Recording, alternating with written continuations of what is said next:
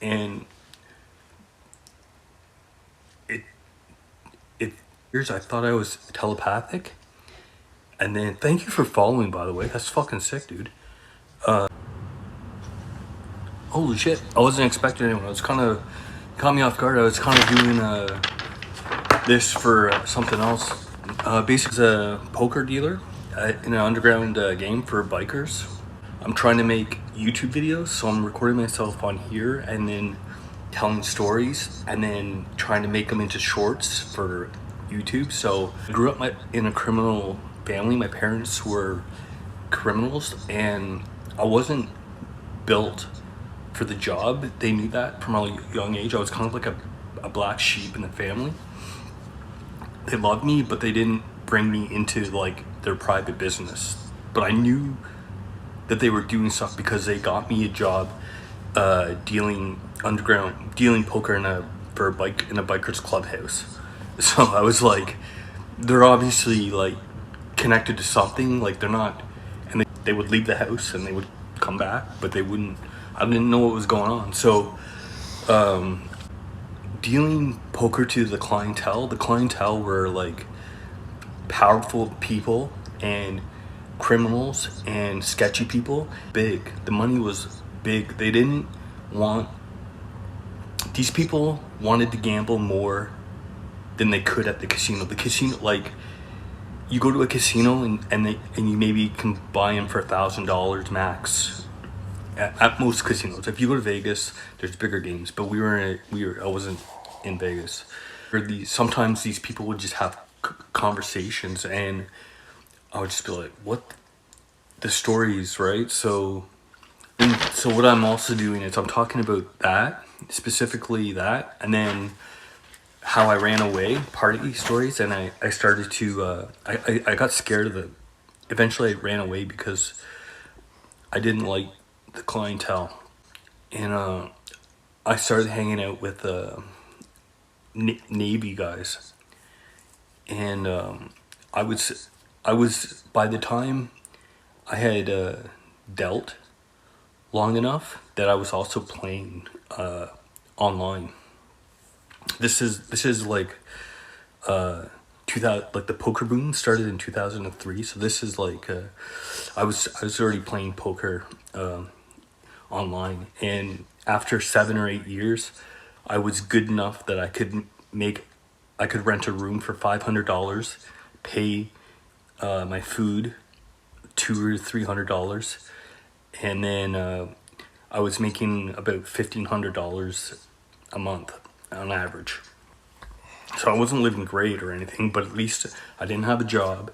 I didn't have people. I was doing my own thing, and I was just in a rooming house, and I was in Halifax, Nova Scotia, and I ran away to Halifax, to the East Coast. I grew up in Ontario, Canada, and so when I got there, I liked to party, but I was a thief too. I would steal. That's one thing I learned. Like I said, I grew up around criminals, so I learned how to like steal, and so I would just shoplift like like chocolate bars and stuff like that, like just enough to get by basically, and then so I never paid for any food. I was I mean, I did eventually when I started to play poker, but when I first moved out, I was just paying 500, and I was just like, I'm just gonna steal food because I can get away with it. But like, I ran away from that life, so kind of, and then I'm also telling. I lived when I was dealing poker in the bikers clubhouse. The clientele were like criminals, powerful people with money, and they would share knowledge about stuff like affirmations. Basically, people would say I want a big house, I want a car, and I want a family. Like that's like the normal stuff people write on the paper, put on the wall, stuff like that. But like these people were like this one guy who was like a rumored to be a satanic member, or he would say like, people don't ever on the internet or whatever, they'll only tell you to repeat it once or twice and go out the house. He's like, I every morning I wake up, I repeat, I want to be, I want to run a cookie factory. And he said he would do it for 30 minutes to 2 hours straight. Just like, I want a cookie. Sorry, I have trouble speaking.